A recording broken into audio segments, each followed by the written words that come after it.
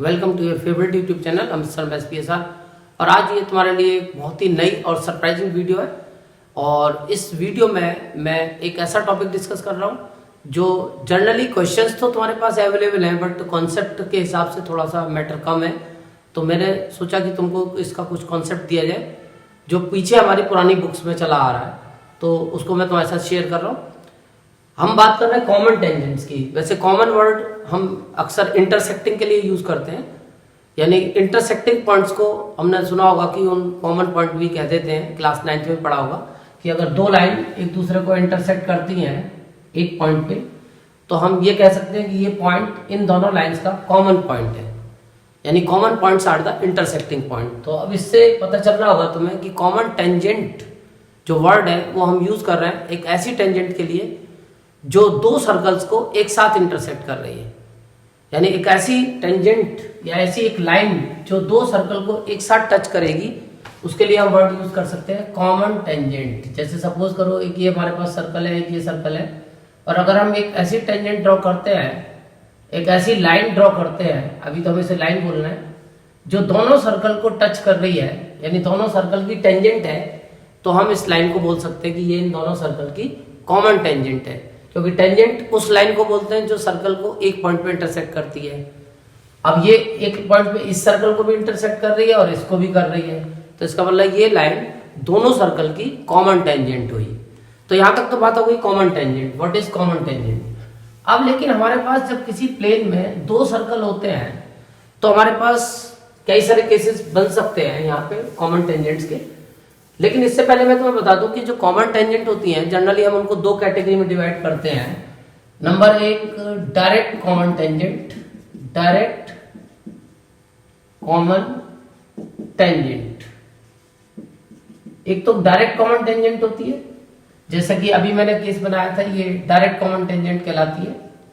यानी कि इस तरीके से जो हम ये टेंजेंट डालेंगे कॉमन टेंजेंट दोनों सर्कल की, इसको हम नाम देंगे डायरेक्ट कॉमन टेंजेंट का। और एक होती है indirect common tangent, indirect common tangent. और इनडायरेक्ट कॉमन टेंजेंट में हम जैसे ये सर्कल हमने बनाया और ये सर्कल बनाया, तो इस तरीके से ये डाली जा सकती है, ये इनडायरेक्ट कॉमन टेंजेंट कहलाएगी। यानी इसमें अल्टरनेटिव पोजीशन पे होंगे सर्कल, एक लेफ्ट में होगा तो एक राइट में होगा, और ये इस तरीके से भी डाली जा सकती है। ये इनडायरेक्ट कॉमन टेंजेंट है दोनों। अब यहाँ पे हमें एक बात का ध्यान रखना है कि जो इनडायरेक्ट कॉमन टेंजेंट्स हैं वो डालने के लिए हमें सर्कल का अगर मान लो इंटरसेक्टिंग पॉइंट दिया है, अब इसको अगर हम शुरू से एनालाइज करें तो हमारे पास सर्कल के पहले बहुत सारे केसेस हैं, उनको पहले हम देखते हैं, तब तुम्हें ये बात ज्यादा ढंग से समझ में आ जाएगी जो मैं बताना चाह रहा हूँ।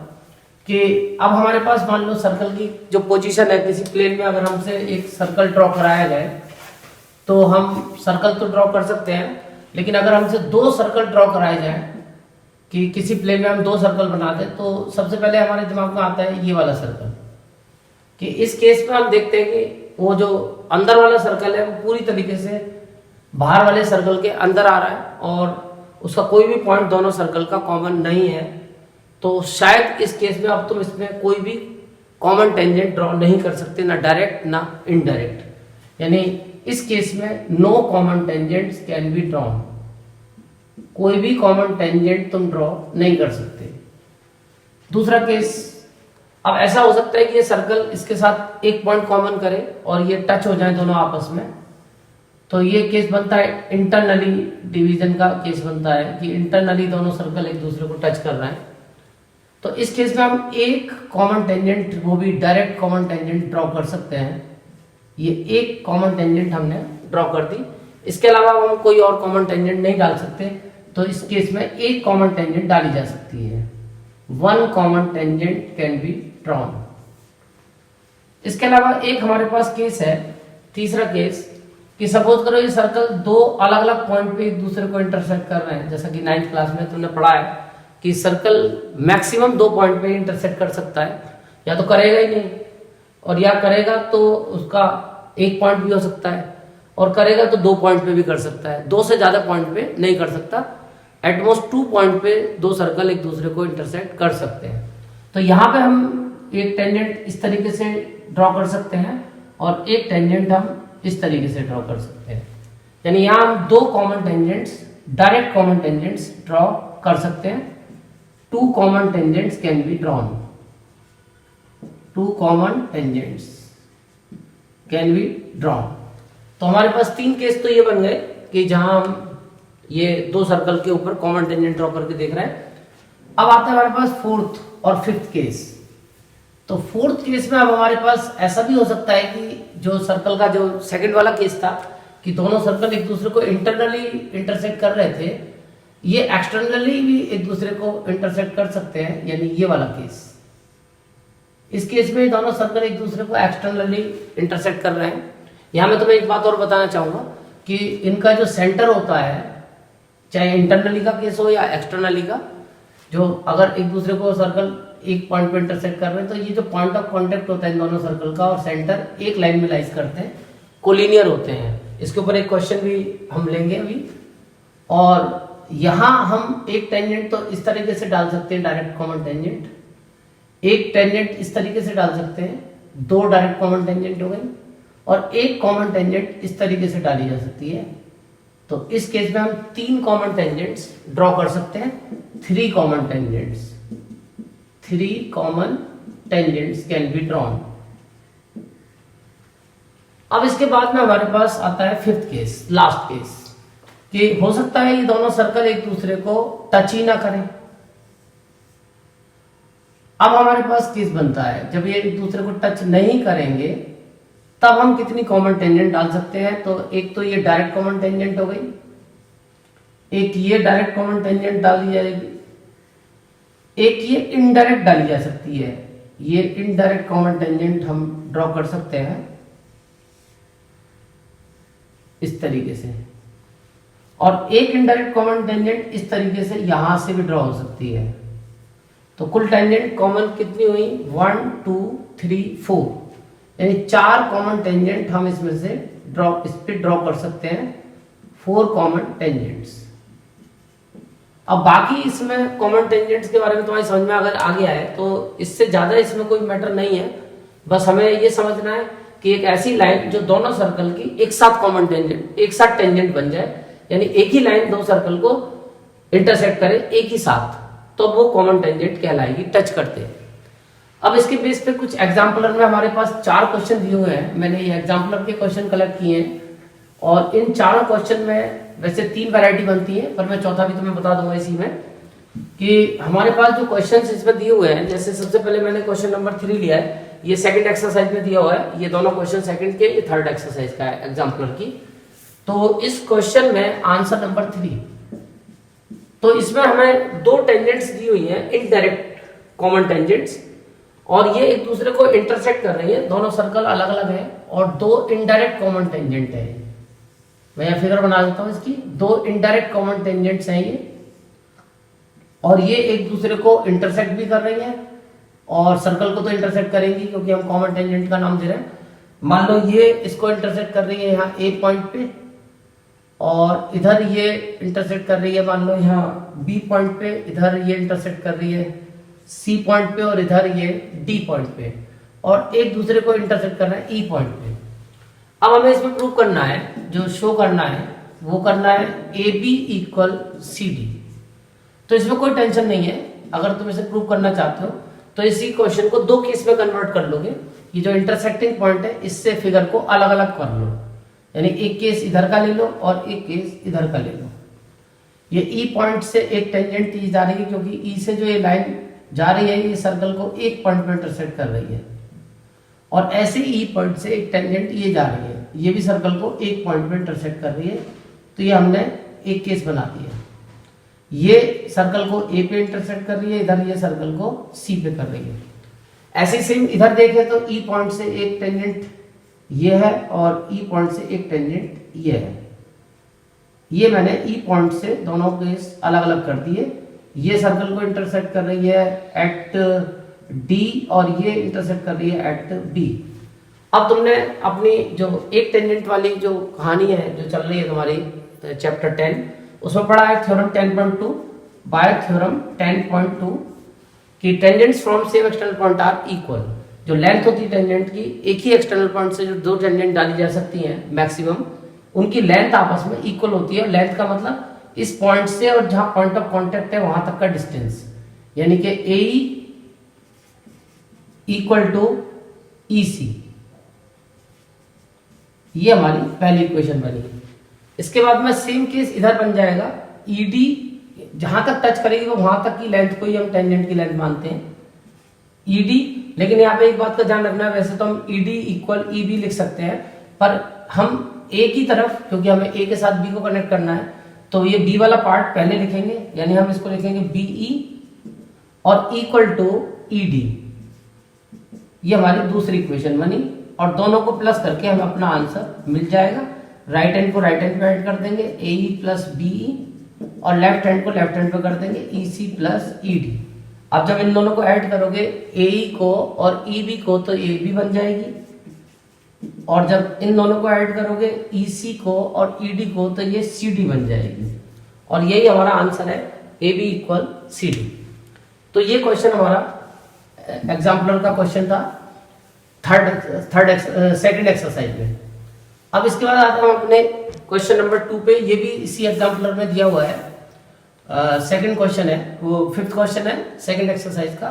और इसमें अब की बार हमें फिर दो सर्कल दिए, बट ये सर्कल में अब की बार डायरेक्ट कॉमन टेंजेंट दी है, और कंडीशन है कि दोनों सर्कल्स की रेडियस अनइक्वल है। क्योंकि इक्वल का भी केस है, इसका नेक्स्ट क्वेश्चन में इक्वल का है, उसको मैं बाद में बताऊंगा। पहले अनइक्वल का देखेंगे कि अनइक्वल रेडियस है, यानी कि एक की रेडियस बड़ी है और एक की रेडियस छोटी है। तो इसका भी लॉजिक है, फिलहाल क्या लॉजिक है वो तुम्हें अभी पता चल जाएगा। कि ये हमने एक तो कॉमन टेंजेंट ऐसे डाल दी इस पे, और ऐसे ही एक कॉमन टेंजेंट हमने इधर ड्रॉ कर दी। ये हमारे पास दो केस हैं, दो कॉमन टेंजेंट हमारे पास हैं, और ये जो पहली कॉमन टेंजेंट है वो यहाँ इसको इंटरसेक्ट कर रही है A पे, और इधर C पे, और इधर ये B और इधर D। अब इसमें भी सेम यही है कि हमें जो वैल्यू बतानी है वो AB इक्वल CD प्रूव करनी है। तो AB इक्वल CD प्रूव करने के लिए अब की बार हमारे पास जो ऑप्शन है वो थोड़ा सा डिफरेंट है, और इसमें हम क्या करेंगे कि इस बड़े सर्कल की तरफ से छोटे सर्कल की तरफ आगे बढ़ेंगे, तो ये आगे जाके कहीं रिड्यूस करने पे आपस में मिल जाएंगे। ये थोड़ा आगे चलोगे तो कहीं ना कहीं मिलेगी जरूर। मान लो P पॉइंट पे ये मिल गए, हम CD को प्रोड्यूस कर देंगे और इधर AB को प्रोड्यूस कर देंगे, और दोनों एक दूसरे को मिल जाएंगे। क्योंकि अगर बड़े की तरफ प्रोड्यूस करोगे तो ये नहीं मिलेंगे, डिस्टेंस बढ़ता रहेगा। तो हम बड़े से छोटे की तरफ जब चलेंगे तो ये आगे जाके मिल जाएंगे। अब फिर से हम वही तीन केस बना लेंगे, दो केस। फर्स्ट केस, एक सर्कल लेंगे, और ये क्योंकि स्ट्रेट लाइन होगी, अभी हमने प्रोड्यूस किया है तो हम स्ट्रेट लाइन में ही काउंट करेंगे इसको। ये A पॉइंट पे इंटरसेक्ट कर रही थी, इधर C पॉइंट पे, तो अब वो थ्योरम 10.2 लग जाएगी बाय थ्योरम 10.2, और हम देखेंगे AP इक्वल CP हो जाएगी, tangents from same external point are equal. ये पहला केस बन गया। इसके बाद ऐसे ही हम फिर ये दूसरा वाला केस ले लेंगे, सेकंड केस, और इसमें ये छोटा वाला सर्कल है, और ये आगे इस लाइन को हम देखते हैं BP और CP, तो ये इसकी टेंजेंट्स हो जाएंगी। ये P पॉइंट है और ये B पॉइंट है, और इधर ये D पॉइंट है, तो BP इक्वल DP। बस इसमें ध्यान रखेंगे कि AP की तरफ BP लिखना पड़ेगा। AP right hand left hand पे है तो BP भी लेफ्ट हैंड पे होगा, यानी BP इक्वल DP। ये बनी सेकंड। दोनों में सेम थ्योरम यूज करिए हमने, tangents from same external point are equal. अब इसमें से इसको माइनस कर देंगे, तो जब माइनस करेंगे तो AP minus BP equal CP minus DP। अब जब तुम यहाँ माइनस करोगे AP में से BP को, तो ये AB बचेगा, और जब तुम माइनस करोगे CP में से DP को, तो ये CD बचेगा। तो इस तरीके से तुम्हारा आंसर आ जाएगा। अब इसमें एक केस में अभी और तुम्हें बता दूं कि नेक्स्ट क्वेश्चन दिया हुआ है एग्जाम्पलर में, मैंने यहाँ लिया नहीं था, मैंने कहा इसको साथ के साथ ही बता देंगे कि अगर ये दोनों सर्कल इक्वल रेडियस के हैं, बाई चांस अगर मैं ऐसा क्वेश्चन आ जाए कि, और क्वेश्चन आ नहीं जाए, दे रखा है एग्जाम्पलर में कि ये दोनों सर्कल की रेडियस अगर इक्वल है तब क्या होगा। अब ये सर्कल दोनों इक्वल रेडियस के हैं, अब क्या करेंगे हम इसी तरीके से मान लो हमने दो टेंजेंट इस पे ड्रॉ कर दी, तो क्या होगा, तो अब हम देखते हैं कि इस तरीके का केस बन जाएगा। अब ये अगर तुम इसको प्रोड्यूस करोगे तो ये इंटरसेक्ट नहीं करेंगी क्योंकि दोनों तरफ की रेडियस इक्वल है। तो ये वाला जो तुम्हारा सेंटर है वो जब ऐसे मिलाओगे तो ये डायमीटर ही बन जाएगा, क्योंकि डायमीटर के एंड पॉइंट से पैरेलल टेंजेंट जाती हैं और ये डिस्टेंस हम क्योंकि इक्वल लेके चल रहे हैं तो 100% दोनों टेंजेंट्स पैरेलल होंगी। इसको हम देखें तो ये एंगल 90 डिग्री का हो जाएगा, ये एंगल 90 का हो जाएगा, क्योंकि ये थ्योरम है हमारी कि सेंटर से जो पॉइंट ऑफ कांटेक्ट पे मिलाते हैं टेंजेंट को तो ये परपेंडिकुलर होती है इस पे। तो इससे भी ये प्रूव हो रहा है कि ये लाइन दोनों आपस में पैरेलल है। और ये हमारी जो फिगर है ये थे ए बी और सी डी, ये एक रेक्टेंगल की शेप बन जाएगी क्योंकि ये वाला डिस्टेंस इक्वल भी है और ये दोनों लाइन आपस में पैरेलल भी है, क्योंकि perpendicular on the same line are parallel to each other. तो फिलहाल हम इसको रेक्टेंगल बोल सकते हैं। और रेक्टेंगल प्रूव करने के बाद फिर हम कह सकते हैं कि A B equal C D. तो इस केस में ये इस तरीके से ए बी और सी डी को हम इक्वल दिखा सकते हैं। इसको एक रेक्टेंगल प्रूव कर देंगे और हमारा ये दोनों टेंजेंट्स की लेंथ इक्वल आ जाएगी। अब आते हैं हम अपने लास्ट के क्वेश्चन पे, और आज का ये मेन क्वेश्चन है हमारा। ये लास्ट एक्सरसाइज में दिया हुआ है, थर्ड एक्सरसाइज में एग्जाम्पलर की। और इस क्वेश्चन को करने के लिए हमें जो काम करना है वो वैसे तो पिछला वाला ही काम करना है, कोई नया काम नहीं करना है, बट इसमें थोड़ी 9th क्लास को ऐड करना पड़ेगा। यहाँ थोड़ा 9th क्लास का यूज हम करेंगे क्योंकि कोलिनियरिटी का कॉन्सेप्ट हमारे पास में लाइन्स एंड एंगल के कुछ क्वेश्चंस में आया करता था। और इसमें हमें यही दो इनडायरेक्ट टेंजेंट्स दी हुई हैं और ये एक दूसरे को ई पॉइंट पे इंटरसेक्ट कर रही हैं। सर्कल के सेंटर ओ और ओ डैश है। हमें दिखाना है कि ओ ई ओ डैश आर कोलिनियर। हमें इन तीनों को कोलिनियर प्रूव करना है। तो इसको कोलिनियर प्रूव करने के लिए पहले तो मैं तुम्हारी ये जो फिगर है थोड़ी सी ये अलग बना देता हूँ, थोड़ी बड़ी सी फिगर बनाता हूँ तो आसानी से तुमको दिख जाएगा। सर्कल की रेडियस कैसी भी हो सकती है, सेम भी हो सकती है, अलग अलग भी हो सकती है, यहाँ इससे मतलब नहीं है। ये एक इनडायरेक्ट टेंजेंट तो ये है और एक इनडायरेक्ट टेंजेंट हमने इधर से डाल दी है और एक इनडायरेक्ट टेंजेंट इधर से ड्रॉ कर दी है और ये इनके सेंटर को मिला रही है लाइन यहाँ पे। ये हमारी फिगर हो गई।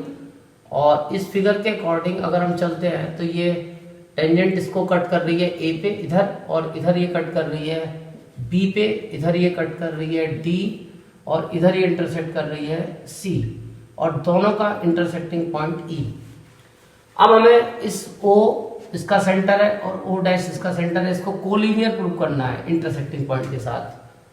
तो हम क्या करेंगे कि यहाँ नंबरिंग कर देंगे, इसको एंगल 1, इधर एंगल 2, इसको एंगल 3, इसको एंगल 4, ये एंगल 5 और ये एंगल 6। ये हमने मार्क कर दिया एंगल 5। अब इसके बाद हमें जो हमने पढ़ा है 9th क्लास में वो यूज करेंगे। और तुमने पढ़ा होगा एक लीनियर पेयर एक्सियम हुआ करता था कि अगर एक स्ट्रेट लाइन के ऊपर ये रे है तो ये आजू बाजू के दोनों एंगल सप्लीमेंट्री होते हैं, और अगर ये एडजेसेंट एंगल सप्लीमेंट्री है तो इनकी नॉन कॉमन आर्म एक स्ट्रेट लाइन फॉर्म करती है। अब यहाँ पे एक से ज्यादा भी रे होती थी, तुम्हें ध्यान होगा, तो अगर इन सारे एंगल्स का सम 180 होता है तब भी ये स्ट्रेट लाइन होती है। तो कुल मिला के अगर हम ये एक लाइन के एक पॉइंट पे एक तरफ अगर सारे एंगल का सम 180 दिखा देते हैं तो ये स्ट्रेट लाइन कहलाई जाएगी। तो हमें ऐसा करने के लिए एक कंस्ट्रक्शन करनी पड़ेगी, इसको इससे मिलाना पड़ेगा और इसको इससे मिलाना पड़ेगा, इधर ओ डैश को डी से और ओ डैश को बी से। अब हम सबसे पहले इन दोनों ट्राइंगल्स को कॉन्ग्रुएंट कर लेंगे और ये 2 मिनट का काम है इसको कॉन्ग्रुएंट करना, क्योंकि तुम्हें दिख रहा होगा, मुझे भी दिख रहा है। O A equal O C radii of the same circle and O E equal O E common, और एक A equal E C tangents from same external point are equal. तो हम सबसे पहले इनको कॉन्ग्रुएंट करेंगे, ट्राइंगल ओ ए ई को और ट्राइंगल ओ सी ई को, और ये 2 मिनट में कॉन्ग्रुएंट हो जाएंगे। मैंने जैसे अभी बताया O A equal O C radii of same circle. एक सर्कल की रेडियस हमेशा इक्वल होती है और इसके बाद फिर हम radius of the same circle, अच्छा सेम सर्कल, और इसके बाद हम फिर एक दिखा देंगे OE इक्वल OE, ये कॉमन हो जाएगी, OE equal OE reason common, और एक हम ले लेंगे AE equal CE, AE equal CE, ये हो गई theorem 10.2, tangents from symmetrical point are equal, तो by SSS triangle OAE is congruent to OCE, और फायदा इससे हमें मिल जाएगा एंगल 1 इक्वल एंगल 6, ये एंगल AEO को मैंने 1 मार्क किया है और एंगल CEO को मैंने 6 मार्क किया है, तो ये दोनों एंगल आपस में इक्वल हो जाएंगे, angle 1 equal angle 6 by CPCT, ये पहली बना ली। अब मैं लिख देता हूँ सिमिलरली, अगर मैं चाहूं तो ट्राइंगल EDO डैश को कॉन्ग्रुएंट बोल सकता हूं EBO डैश के, EBO डैश, सेम रूल लगेगा SSS से ही हो जाएंगे, और इससे हमें फायदा मिल जाएगा ये angle 3 equal angle 4, angle 3 equal angle 4। अब ये हमें पता है कि ये दोनों स्ट्रेट लाइन थी, ये जो AB थी और ये CD थी, ये दोनों स्ट्रेट लाइन थी, तो इनका जो आमने सामने ये एंगल बनेंगे एंगल 2 और 5, ये भी इक्वल होंगे vertical opposite angles, also angle 2 equal angle 5, और ये है वर्टिकली अपोजिट एंगल्स। तो सबसे पहले हमने ये काम किया।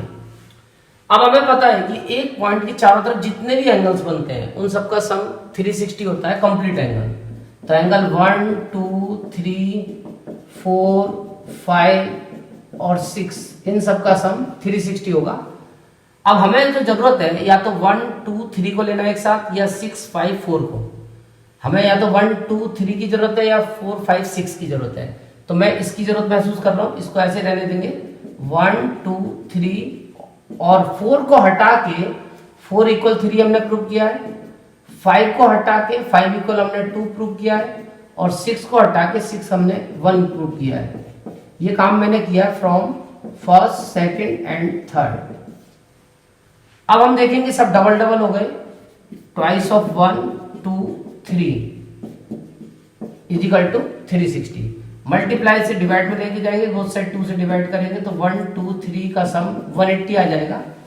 और जब एक लाइन पे एक साइड के जो एंगल बनते हैं एक पॉइंट पे उनका सम अगर 180 होता है तो इसका मतलब वो स्ट्रेट लाइन पे ही बनेगा, तो हम इससे ये रिजल्ट निकाल सकते हैं कि OEO dash is a straight line, और अगर ये स्ट्रेट लाइन है तो इसका मतलब EO डैश आर कोलिनियर, क्योंकि स्ट्रेट लाइन जब 3 पॉइंट बना रहे हैं तो वो तीनों पॉइंट कोलिनियर है और हमें तीनों पॉइंट्स को कोलिनियर प्रूव करना था। तो मेरे को उम्मीद है कि तुम्हें कॉमन टेंजेंट्स का कॉन्सेप्ट समझ में आया होगा, और क्वेश्चंस भी मैंने कुछ दिए हैं, कुछ और क्वेश्चन भी हैं इसमें, मैं उनको भी नेक्स्ट वीडियोस में कलेक्ट करूंगा। अब मेरी जो नेक्स्ट वीडियो है वो है तुम्हारे रिवीजन के ऊपर, कि तुम 2 महीने की जो रिवीजन करोगे वो किस तरीके से उसको प्लान करना है रिवीजन को, उसकी मैंने एक तुम्हारे लिए शेड्यूल बनाया है और उसकी वीडियो मैं नेक्स्ट अपलोड करूंगा, तो तुम उसको फॉलो करने की कोशिश करोगे। Thank you.